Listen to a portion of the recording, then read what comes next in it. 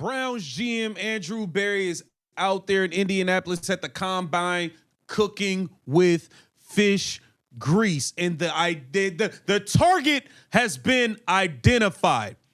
Andrew Berry is looking to bring in Ohio State wide receiver Carnell Tate with the number 6 pick, and he's looking to get a left tackle with that number 24 pick. We got to break this story down, man. Welcome to Keep the Vision. Make sure you like, comment, subscribe, share the channel, hit that bell notification, and hype the video.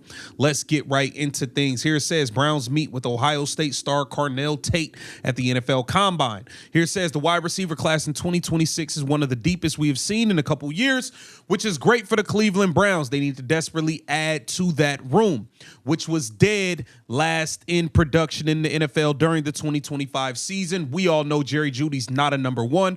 This wide receiver room is trash, okay? Here it says, with the 2026 scouting combine underway, the Browns have met with another top wide receiver prospect in the class, Ohio State star Carnell Tate. Currently on my board, Tate is the number 1 ranked wide receiver and will make a perfect addition to Todd Monken's offense. Tate is a dependable playmaker with reliable hands who threatens defenses at all 3 levels of the field. He did not have a single drop. He didn't have a single drop. We watched Jeudy tie for first in the league in drops. He was dropping passes every damn game, basically. Come on now. He didn't have a single drop for the Buckeyes this season. Tate demonstrates refined route running skills and exceptional body control, okay, allowing him to adjust effectively to passes in the air. He is also a strong perimeter blocker in the run game and successfully converted 12 of his 14 contested catch opportunities this season. Now, we got to get the G. Bush. They talked about this meeting on 92.3 The Fan. Let's get into all of it. As it appears, Carnell Tate is a prime prospect, someone that Andrew Berry has identified that he wants to take with that number 6 pick. It was, for most people, not all, for most people, because there were some who like Jordan Tyson, but for most people, that Carnell Tate is the best receiver in this class. Now, it's funny because the comment a lot of people got, well, we've never seen him be a 1, so we don't know if he can be a 1. Now, I pushed back on some of those people. I said, well, you know, Jeremiah Smith's probably the number 1 receiver on all but maybe 5 teams in the NFL right now, which they certainly agreed with. So a lot of people were saying he's like Devontae Smith, you know, he's a quiet number 1, but he's got a loud number 1 with him, which is the case of A.J. Brown there, which, by the way, A.J. Brown, D.J. Moore, and Marvin Harrison were 3 names that were kind of talked about as being potentially available in trades. I think the Olave stuff, people were saying that doesn't make any sense, which I don't think it does.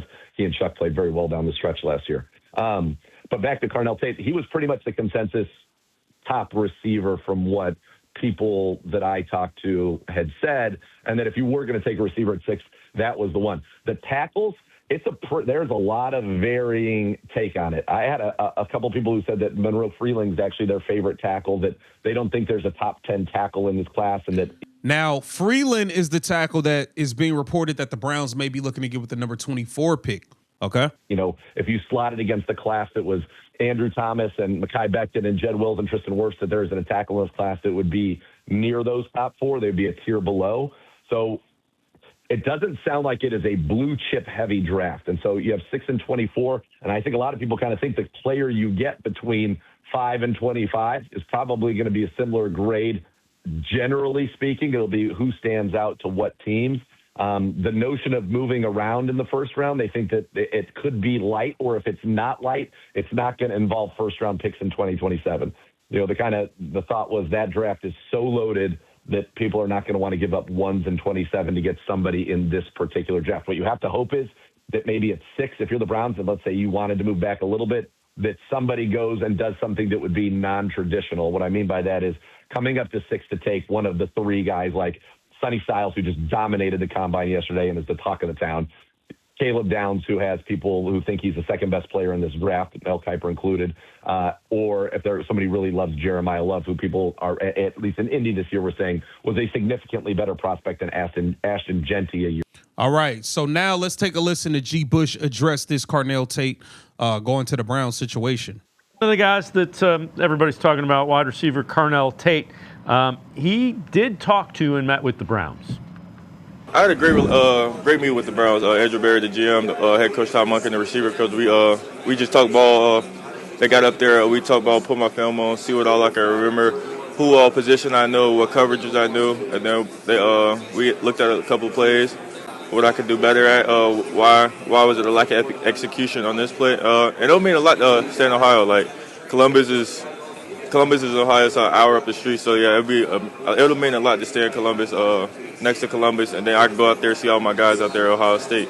And I know Ohio State fans love Cleveland Browns, so why not? Yeah, come on in. You're welcome. Welcome all the time. We got a spot for you in Berea. He ain't lying.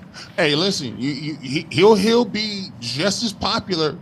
I don't think nobody is, Shedeur Sanders is a cultural phenomenon, but listen, when it comes to Buckeyes and the state of Ohio, they are willing to give all the love in the world to the Buckeyes. So, Quinshon Judkins, I think he will open them with open arms.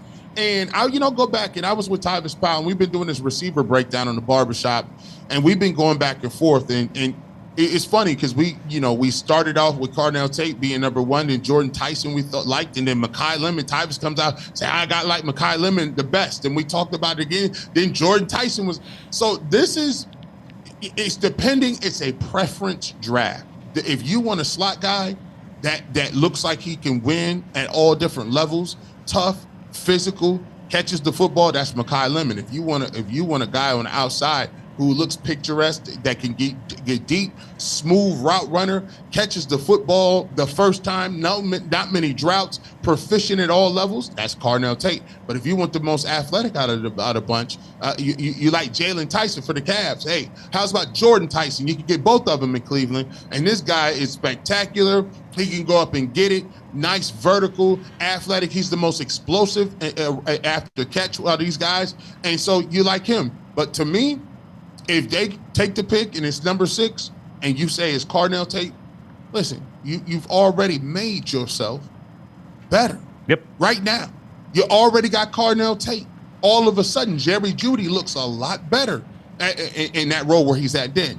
And you got Isaiah Bond, who I think is going to have a bigger role in this offense. And then don't forget, Harold Fanning Jr. is going to be patrolling the middle of the field. He's another weapon. Now, all of a sudden, you got some names you can hang your hat on right now today.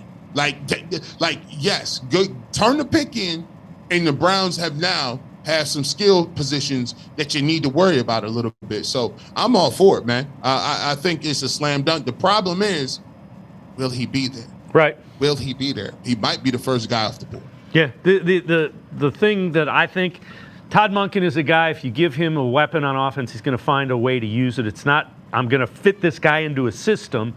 It's, I'm going to find a way to find out matchups I can exploit. And I think Lemon's like that. I think Tate's like that. Tyson, the only thing that concerns me, I want that guy healthy.